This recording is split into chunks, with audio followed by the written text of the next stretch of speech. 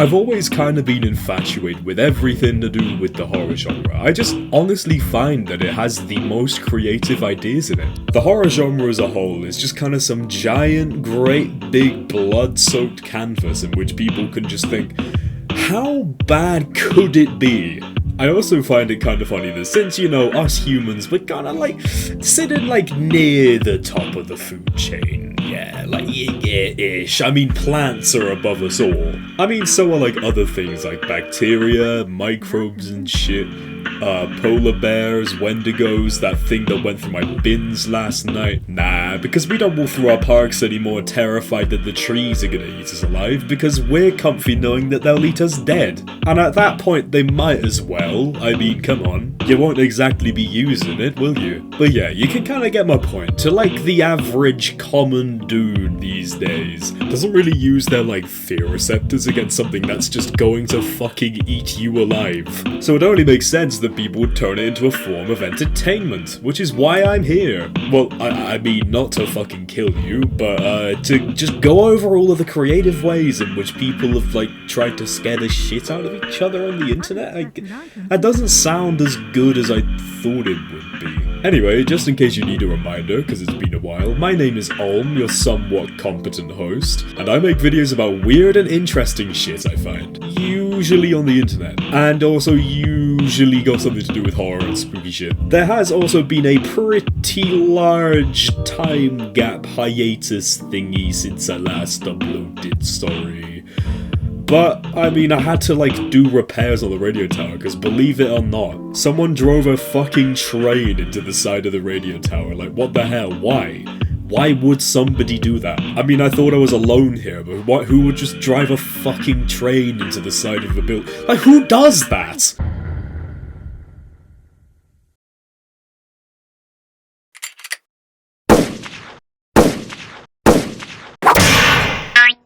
So yeah, I've had a pretty rough time. I had to rewire fucking everything, but this time with a giant train-shaped hole in it. Like, what the fuck? Like, anyway, one last thing before we actually, like, you know, get on to today's broadcast. I'm actually gonna have an upload schedule now. I know it's fucking crazy. Oi, sound like confetti cannons and shit. Okay, enough yapping. Alright, it's time. Let's get to tonight's broadcast, baby.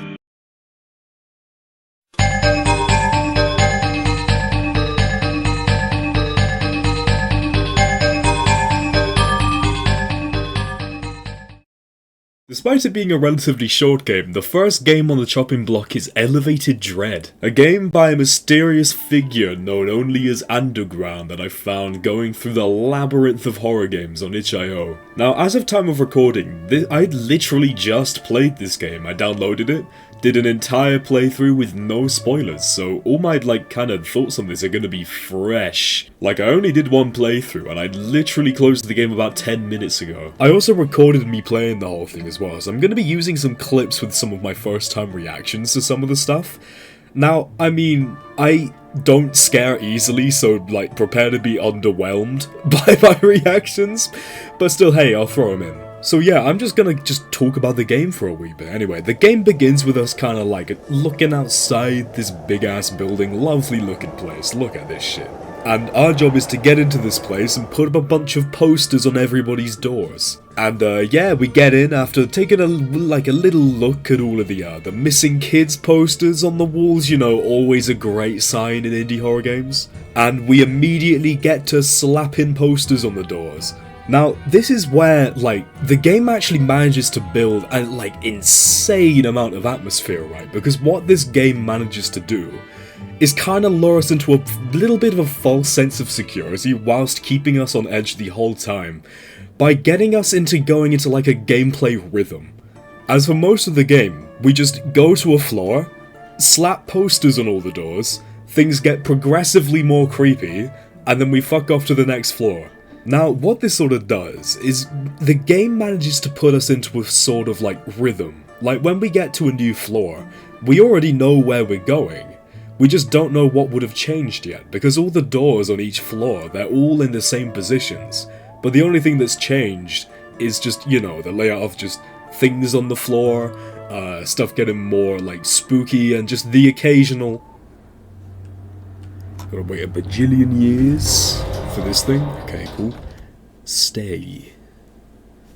Nah, I don't think I will.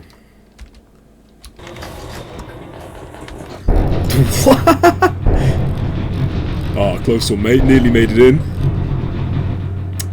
Fucking idiot. But throughout your playthrough of this, lots of like little things like this happen. Lots of like little creepy details happen that kind of break the pattern that you've kind of gotten yourself into. Which honestly makes me wonder, I've played the game once, right? What did I miss? Because I feel like there would have been lots of stuff like that that I just kind of ended up missing. But I mean, hey, if I do, I do kind of want to get this video out at like some point within the next millennia. So, just in general, like, what this game excels in doing is bringing everything back to one pivotal moment at the end of the game. Which, I mean, it's literally in the name. The game's called Elevated Dread, and elevate dread it certainly does do.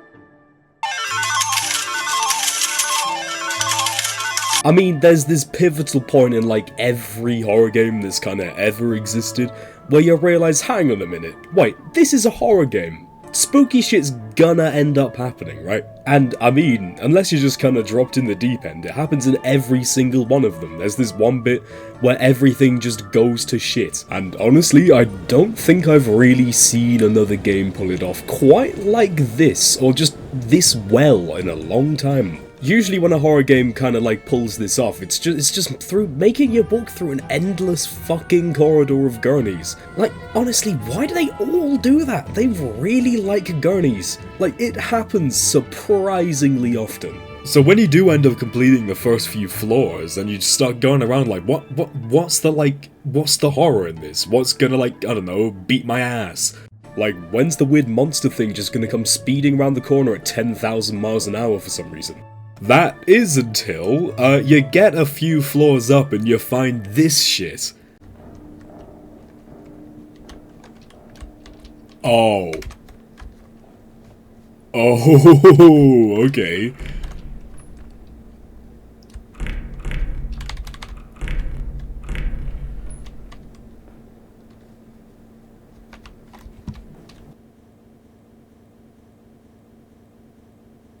Is that me? Who the fuck is you? Oh, you're below me! So, not only does the game hit you with suddenly hideable lockers, which I mean, that's essentially like when a game gives you a tutorial on how to run, right? Like, so far in the game, we have not encountered a single locker that we can hide in, and this will immediately put you on edge, like, oh fuck, there's gonna be something going around here, isn't there? And then we see whatever the hell that thing is on the floor beneath us. We were waiting for like, oh, when are we gonna find the thing? No, now it's like, when is that fucking thing gonna find us? Because the game's atmosphere is built around creating dread for something that's gonna happen, we don't even take into consideration that we could have been being followed. I get this right, they've played us for fools. During the entirety of the game, there is zero reason to hide in a locker. Like, this game literally fucking gaslights you based on your prior knowledge of horror games. Like, fucking hell, that's clever as shit. But this completely shifts, like, the tone of the game completely in like 1 second when we come to that realization. Because beforehand we were kind of building up to something big at the end. And now, like, that's something that could have made us go actively slower if it's something that we were dreading. But now we gotta fucking go, we gotta fucking step on the gas, we gotta get the fuck out of here. And after being like this for a few floors, it takes the opportunity to make sure that you know you are in the deep end now. Here we go, motherfuckers, the final battle. Floor number 8, bitch.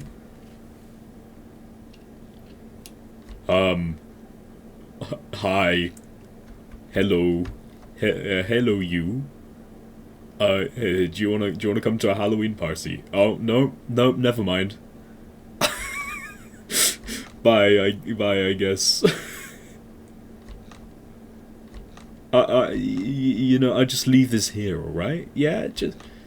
You okay, man? Yeah? You might want to close your door. Quite the lovely place you've got there, huh? I don't think he really wanted to come to the Halloween party. Real shame, honestly.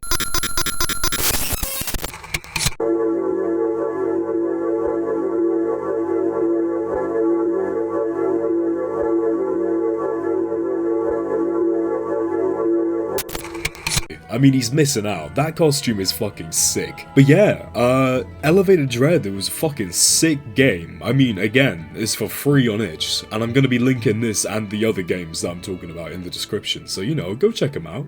I'm not going to talk much about the ending to this game, because first of all, you know, endings are better when you experience them firsthand, and, you know, spoiler alert. But second of all, I'm personally not too keen on the ending. Which, honestly, I was kind of expecting, to not be very keen on it, since the main draw of the game seems to be the dread that it builds up, and that it does a fucking successful job on that. But when it comes to the ending of this game, I'm kinda... It leaves a lot to be desired, in my opinion. Like, when I left this game, I didn't really leave it feeling, yo, I want more of this. Like, I want to see where this goes next, unlike some other games. But I don't think that was the intention for this game. I mean, honestly, I'd love to see some more from the developer, but I mean, this, like... I think there is a kind of, like, little sub-story it's trying to tell with, like, the ominous graffiti, but... I'm not really completely that invested in it at all. It just kind of seems like a people died and then it's haunted kind of deal, you know. One thing I will give the ending credit for is that when you do actually get to the top floor, which marks the beginning of the ending, it kind of hits you with kind of like the opposite of what you expected the climax to be, which is pretty damn effective. Like, you've spent all this time climbing the tower as the building gets, like, progressively more and more just weird and uncanny. And then you get to the top, and there is just nothing there. Oh.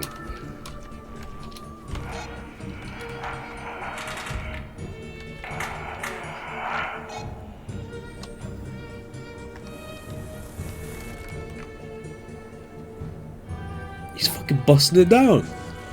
Not even any doors to complete the mission on. Like, this is pretty damn effective, because literally all it means is that the only thing you're going to be focused on is the incoming fucked up shit that's bound to happen at the end of the game. Since this game kind of has like one of those weird horror game endings where everything's really abstract and shit and there's like symbolism and stuff and just creepy shit just showing itself to you. So personally I've elected to just show some clips of what happens in the ending, because I don't want this next bit of the video to be just me listing off everything that happens. So yeah, enjoy the clips. Yeah, I'll just leave that there for you. Give you one of these. Oh. Oh shite, someone's undergone renovations aggressively quickly. Oh shit, big ass soup. Hello. You are one ugly son of a bitch. Oh, hello. You, sir, are fucking ugly. Oh, we can go this way. Would you shut the fuck up? This is why I hate kids. I fucking hate kids. Any cursed fucking demons want to make themselves known? Oh, I guess they would. They would like to make themselves known.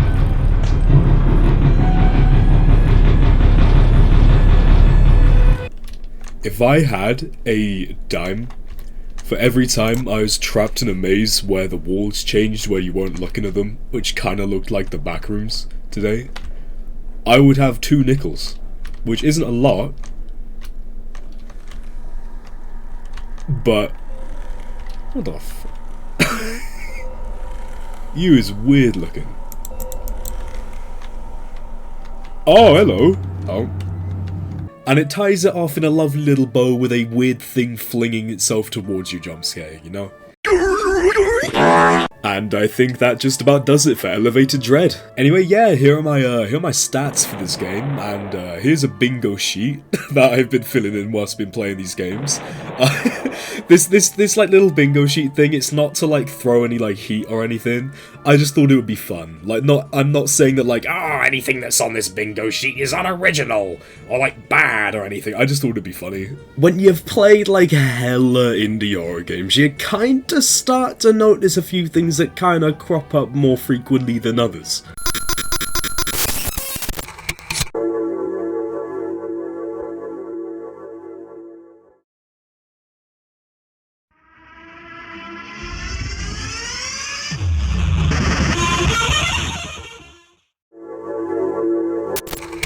So yeah, I hope you enjoyed tonight's broadcast, and I will hopefully see you next week. Or about instantaneously, if you, like, you know, find another video of mine. And yeah, all there is left is to just kinda... I gotta figure out... What was it? I want to make, like, a new intro, right? Not intro, outro. And I still haven't made any form of, like, sound design or, like, cool sound shit. Because I did it for the intro. I thought it would be cool for the outro. It made the channel feel like, more unique and shit. So I think just for now, I'm just gonna use this shit-ass pink radio someone dropped outside. Like, I don't know where it came from. Anyway, enjoy one of the